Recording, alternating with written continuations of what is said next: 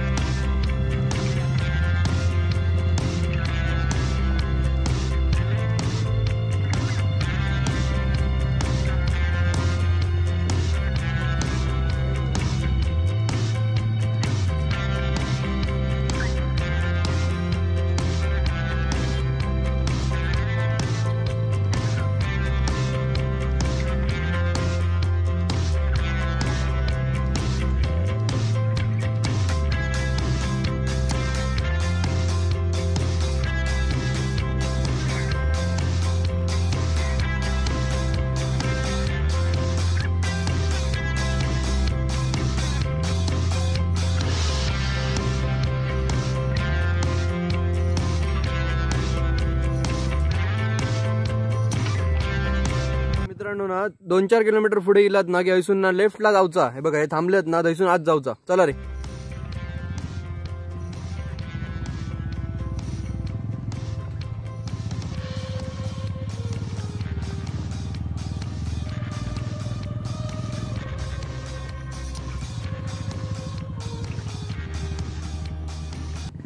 हे बघा, हे मासे पकडतात। चल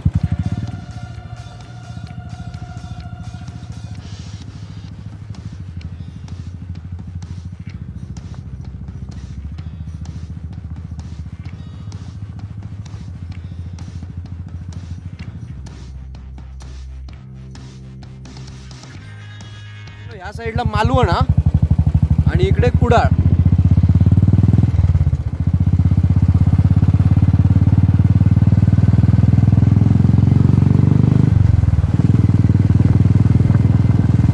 आपण पोचलो आहोत देवीच्या मंदिराकडे आणि तलाव पण इथेच आहे।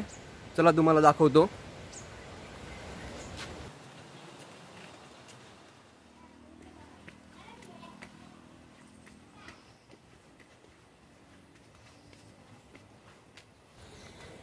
हे पहा मंदिर।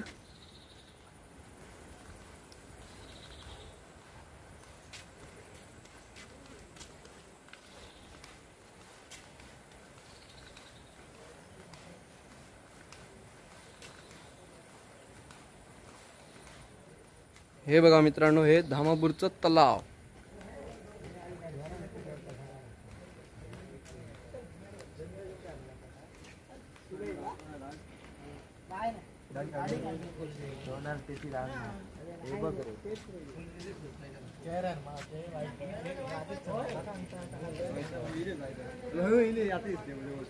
हे सिंधुदुर्ग जिल्ह्यातील सर्वात मोठं तलाव आहे मित्रांनो।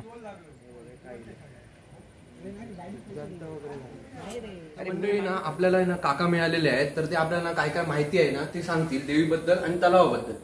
काका, आम्हाला काय काय सांगू शकता तुम्ही देवीबद्दल? म्हणजे काय वैशिष्ट्य आहे?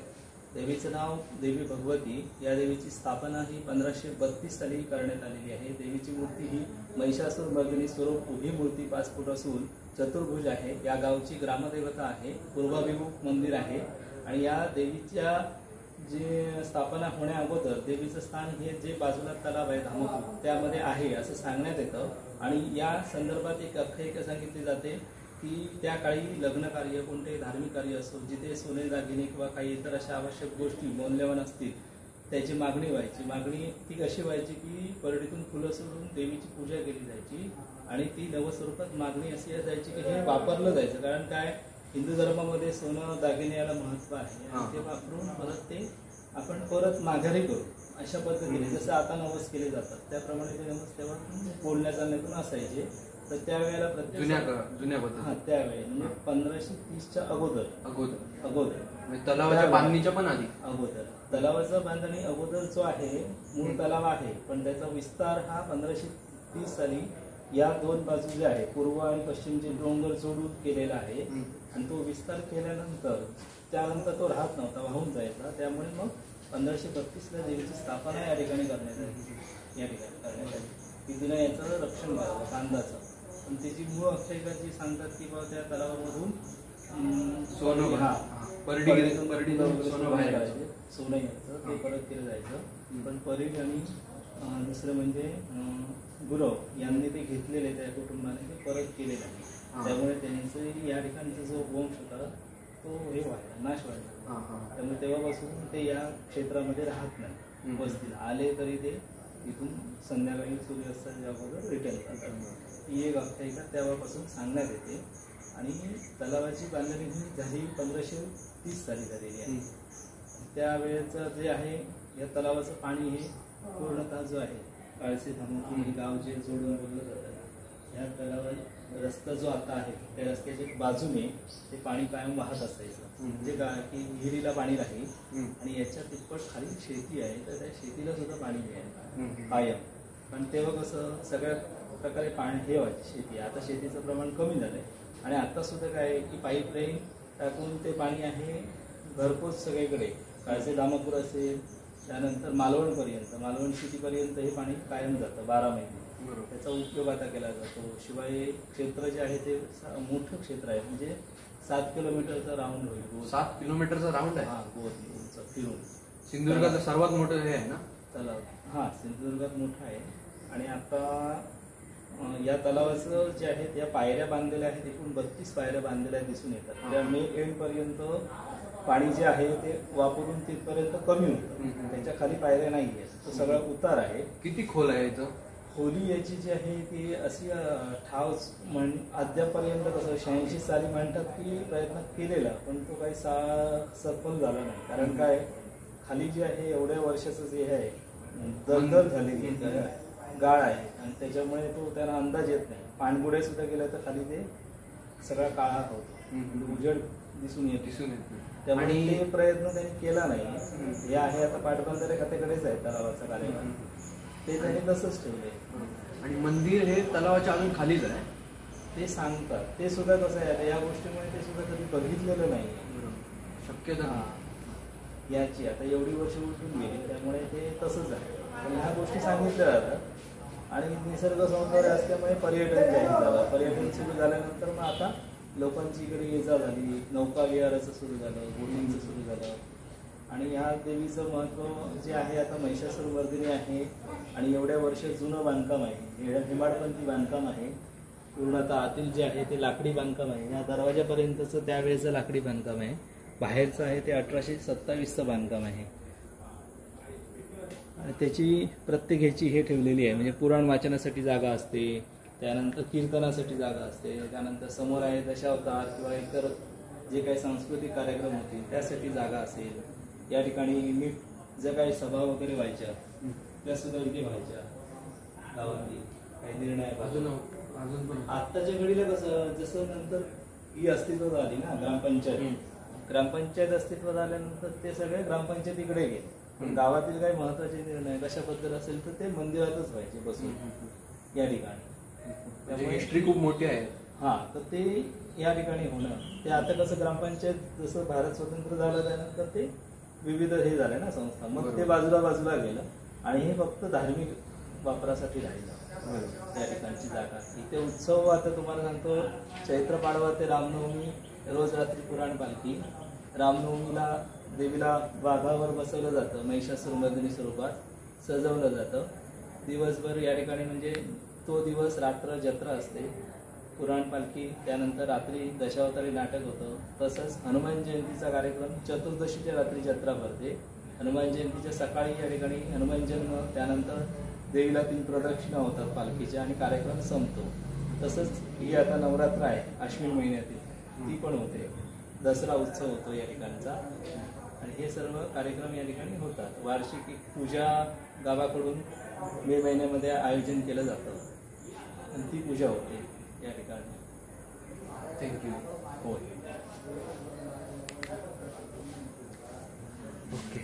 तुम्हाला बाकी काय दाखवायचं तर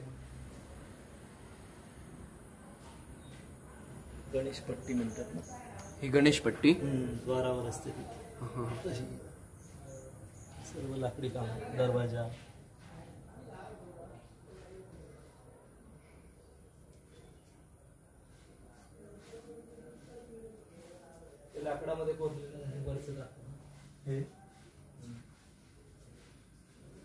विठ्ठल आहे, इकडे अर्जुन आहे, बाण. हे पितळेचं आहे सर्व ना? हो.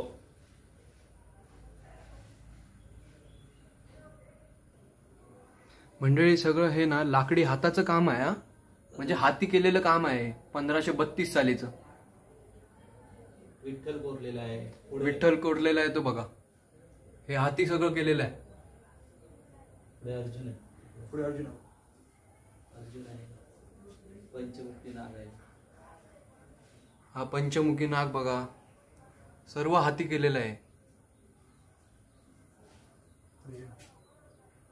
अर्जुन आहे हा.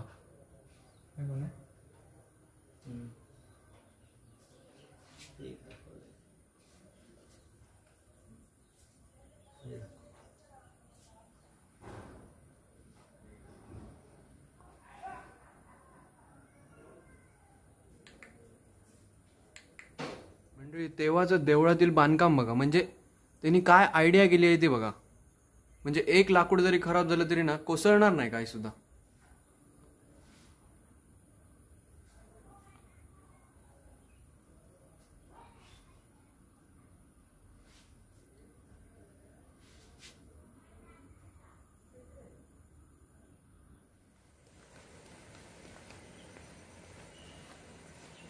मित्रांनो, हे पर्यटकांसाठी ना उभं राहण्यासाठी किंवा फोटो काढण्यासाठी हे बांधलेलं आहे. ह्याला झाली 4-5 वर्ष झाली बांधून.